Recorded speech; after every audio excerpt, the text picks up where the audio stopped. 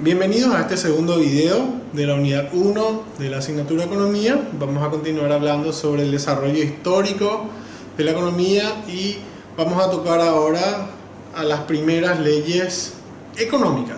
Cuando decimos leyes económicas entendemos que nos referimos a un conjunto de postulados que tienen las siguientes características, que son naturales. Estas pueden ser relaciones espontáneas o fenómenos espontáneos que no tienen la intervención del hombre o no son causadas por el hombre voluntariamente. Por eso decimos que son cuestiones naturales, ¿verdad? Son relaciones, como ya decía, se establecen espontáneamente entre los hombres y no son irreconciliables con la libertad individual y son universales y permanentes. ¿Por qué esto, verdad?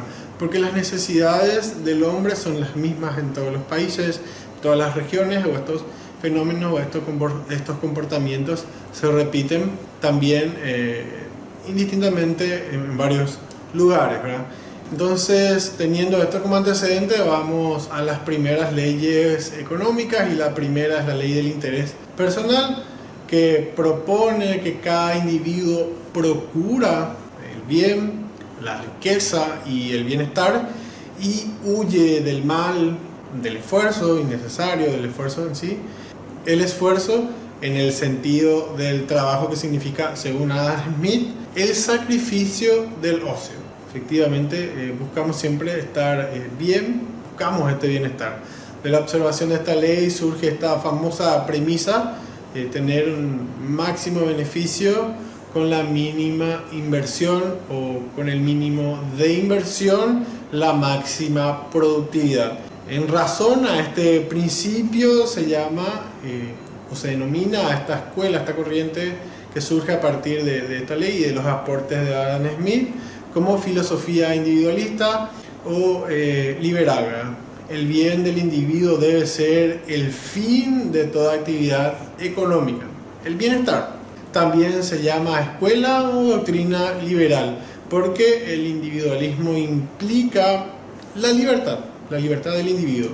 La segunda ley que vamos a ver es la ley de la libre competencia, y como su nombre lo dice, esta ley supone que todos podemos competir entre nosotros, que todos pueden competir entre sí, puesto que estos actos están garantizados por la propia ley de libertad del mercado, de trabajo, de producción, de competencia. Vemos entonces que la libre competencia beneficia a la sociedad. ¿Por qué? Según la propuesta de esta ley, porque estimula al progreso por la rivalidad que se desata entre los individuos.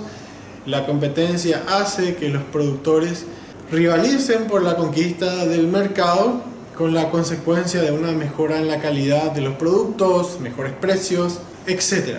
Estas dos leyes que mencionamos hasta ahora, junto con la ley de la oferta y la demanda, constituyen lo que Adam Smith llamó la mano invisible, que armoniza el funcionamiento del mercado. Entonces, recordemos estas leyes y esta propuesta de la mano invisible de Adam Smith.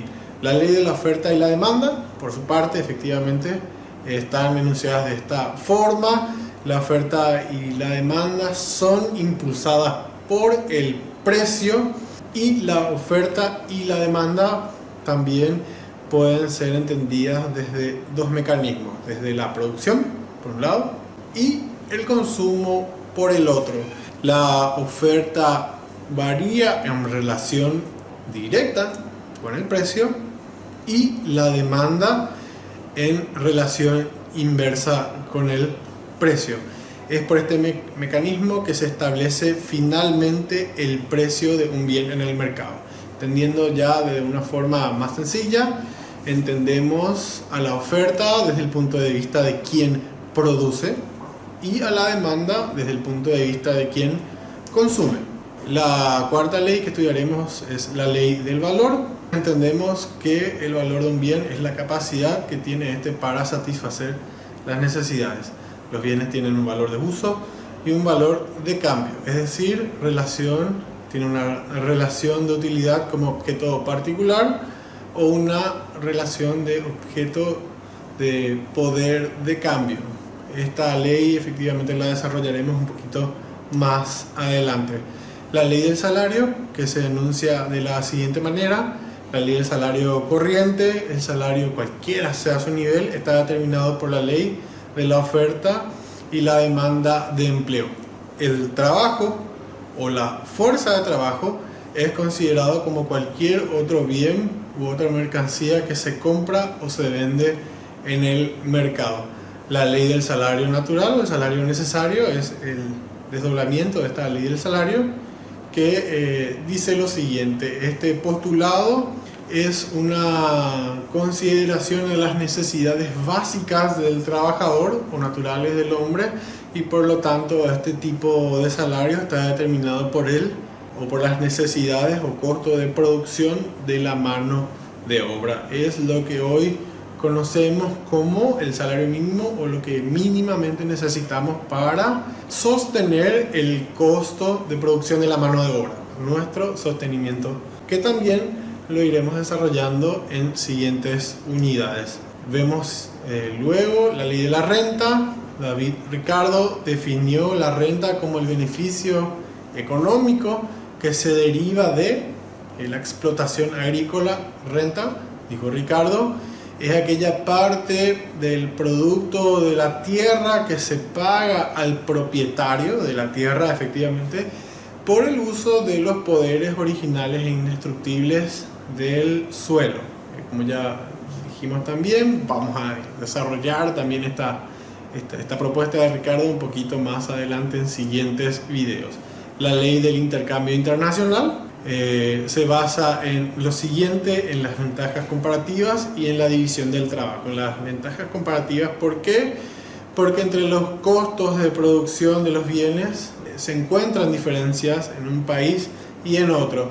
Esto resulta por la cantidad de trabajo que invierte producir en un lugar o en otro, y otros elementos que configuran la estructura de costos de un bien.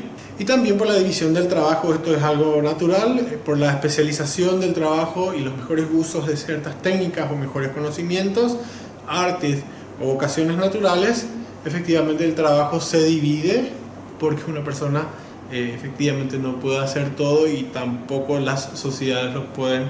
Así entonces existe algo así como una división natural del trabajo. Y también la división desigual de los recursos naturales. Hoy sabemos, esto es un hecho, de que no todas las regiones cuentan con los mismos recursos naturales. Por lo tanto, una región se especializa en algo, otra en otra, etc. En la ley del intercambio prima la ganancia monetaria que se obtiene realizando este intercambio. Efectivamente, como ya vimos, todos estos elementos se conjugan para tener algún tipo de ventaja para intercambiar entre unos y otros.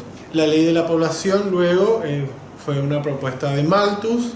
La anunció en los siguientes términos: mientras que los medios de subsistencia, la producción, aumenta en relación aritmética, los habitantes o la población aumentan en progresión geométrica en el mejor de los casos.